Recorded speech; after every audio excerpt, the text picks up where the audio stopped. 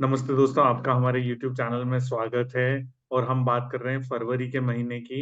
फरवरी के महीने में सोने और चांदी का भाव कैसा रह सकता है, इस पर हमारे साथ बात करने के लिए ऑगमोंट से डॉक्टर रेनिसा चेनानी जी हैं। इनके बारे में मैं बता दूं, पहले भी हमारे यहाँ इंटरव्यू दे चुके हैं। ये गोल्ड में पीएचडी हैं और इनकी राय जो होती है बहुत ही सटीक होती है। दोस्तों, वीडियो शुरू करने से पहले मैं आपको एक बात बोल देता हूँ कि आपको हमारा चैनल बहुत पसंद आ रहा है, तो आप उसको सब्सक्राइब भी कर लीजिए।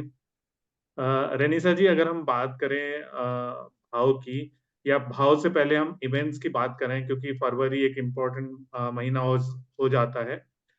फेड की मीटिंग हो चुकी है 31 तारीख को। उसकी क्या रीडिंग रही आपकी, और इस महीने कौन से बड़े इवेंट हैं जो आप देख रही हैं जो भाव को इम्पैक्ट कर सकते हैं? जी, नमस्कार। हमने देखा है कि जिस तरह से 2024 की शुरुआत हुई है, गोल्ड में एक रेंज बाउंड ट्रेडिंग देखी गई है। जनवरी मंथ जो था काफी रेंज बाउंड था। एक तरह से टग ऑफ वॉर बना हुआ है। कुछ नेगेटिव न्यूज है, कुछ पॉजिटिव न्यूज है जो प्राइजेस को एक रेंज में रखी हुई है, $2000 से $2100 के बीच में। जो नेगेटिव फैक्टर है वो हमने देखा कि जो फेड है, उनकी जो 2 दिन पहले मीटिंग हुई थी, उन्होंने ये बताया है कि वो मार्च में रेट कट्स नहीं करना चाहते, क्योंकि अभी काफी इन्फ्लेशन स्टिकी है एंड मई में शायद रेट कट्स शुरुआत हो सकती है। तो अभी जो मार्केट है ये एक्सपेक्ट कर रहा है, मोर देन 60% चांसेस है कि मई में एक रेट कट आ सकता है। ये एक थोड़ा हॉकिश न्यूज है, जिस वजह से हमने देखा है कि गोल्ड एंड सिल्वर की प्राइसेस में थोड़ा दबाव बना हुआ है।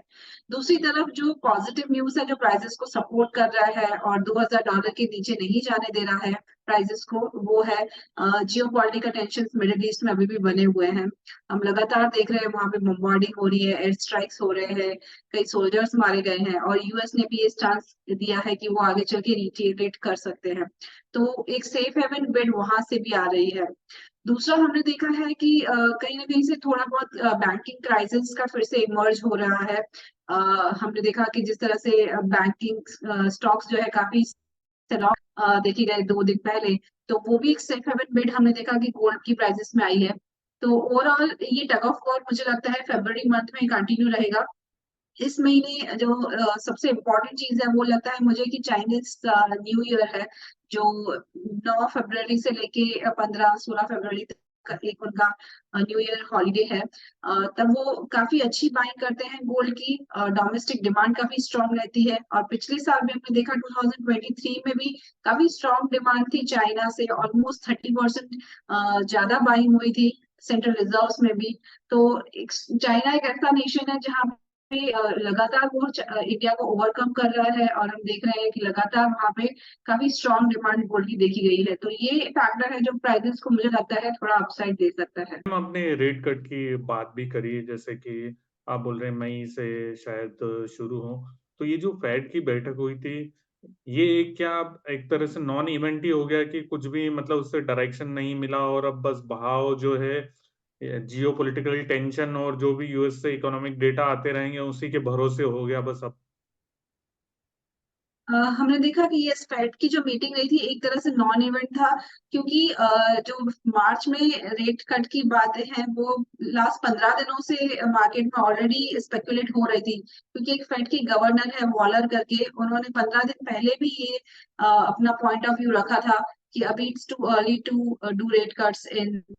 तो तभी से ही हमने देखा था कि मार्च रेट कट की जो स्पेकुलेशन थी, और प्रोबेबिलिटी घट रही थी फ्रॉम 80-90% टू ऑलरेडी वो 30-40% तक आ चुकी थी। और जिस तरह से अभी फेड की मीटिंग में उन्होंने फ्यूचर एक्सपेक्टेशन जो बताई उसमें कहा कि मार्च में it's it's again too early और इन्फ्लेशन अभी काफी स्टिकी है। तो इससे कंफर्म हो गया कि नहीं, मार्च में रेट कट नहीं आएगा। तो ये फैक्टर इन ऑलरेडी प्राइसेस में हो चुका था। 15 दिनों से हम ऑलरेडी देख रहे थे कि प्राइसेस एक रेंज में थी, नेगेटिव प्रेशर में थी, इसकी वजह से वो ऑलरेडी प्राइसेस डिस्काउंट कर चुकी थी ये न्यूज। तो सोने के भाव की आप रेंज क्या देख रहे हैं फरवरी में स्पेशली? फेब में मुझे लग रहा है कि जो रेंज रहेगी प्राइसेस की वो अगेन $2000 का भी स्ट्रॉन्ग सपोर्ट रहेगा, अपसाइड में $2100 का रेजिस्टेंस रहेगा। ये $100 की रेंज में फरवरी में देख रही हूँ। और आप अगर एमसीएक्स टर्म्स में देखें तो मुझे लगता है कि 62,000 on down side and 64,000 on upside April future की बात करें तो मुझे लगता है कि 2,000 रुपए की रेंज डोमेस्टिक टर्म्स में रहेगी। मुझे ऐसा लग रहा है कि जिस तरह से इवेंट्स पैन आउट हो रहे हैं, टग ऑफ वॉर चल रहा है, ओवरऑल चांस है अभी भी पॉजिटिव है। लॉन्ग टर्म इन्वेस्टर जो है अभी भी इस लेवल पे बाय कर सकते हैं, क्योंकि एक बार अगर ये रन अप स्टार्ट हो गया, कई इंपॉर्टेंट रेजिस्टेंस लेवल है, जैसे 2100 भी एक इंपॉर्टेंट रेजिस्टेंस लेवल है, उसके ऊपर प्राइसेस सस्टेन करना स्टार्ट कर दिया, तो मुझे नहीं लगता ये रैली पे रुक पाएगी। आगे चल के हम देखेंगे कि अप्रैल में काफी स्ट्रॉन्ग डिमांड मंथ्स होते हैं इंडिया में, अक्षय तृतीया की वजह से, मैरिज सीजन की वजह से। तो ओवरऑल जो एक बार ये रन अप स्टार्ट हो गया तो वो रुकेगा नहीं, आपको फिर कैच नहीं कर पाओगे, प्राइजेस को बाइंग अपॉर्चुनिटी नहीं मिलेगी। तो मुझे लगता है ये बहुत सही मौका है यहाँ पे इन्वेस्टमेंट करने के लिए।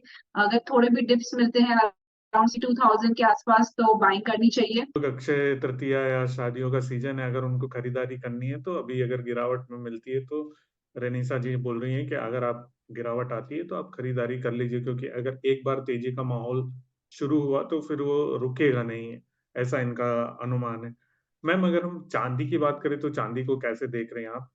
सिल्वर में हमने देखा है कि गोल्ड के साथ साथ वो भी रेंज बाउंड है, $22 टू $24 एक ये रेंज बनी हुई है। और डोमेस्टिक टर्म्स में हम देखें तो 72,000 से 75,000। तो ये सीमित दायरा मुझे लगता है एज ऑफ नाउ कंटिन्यू रहेगा, अनलेस कुछ बड़ा ट्रिगर नहीं आ जाता। फंडामेंटल्स अभी भी स्ट्रांग है सिल्वर में। ये सारी जानकारी देने के लिए डॉक्टर रेनिशा जी आपका बहुत बहुत धन्यवाद। और आपने समय निकाला, अपना जो कीमती समय वो हमें दिया, उसके लिए भी आपका बहुत बहुत धन्यवाद। Thank you ma'am. Thanks for inviting. Thank you.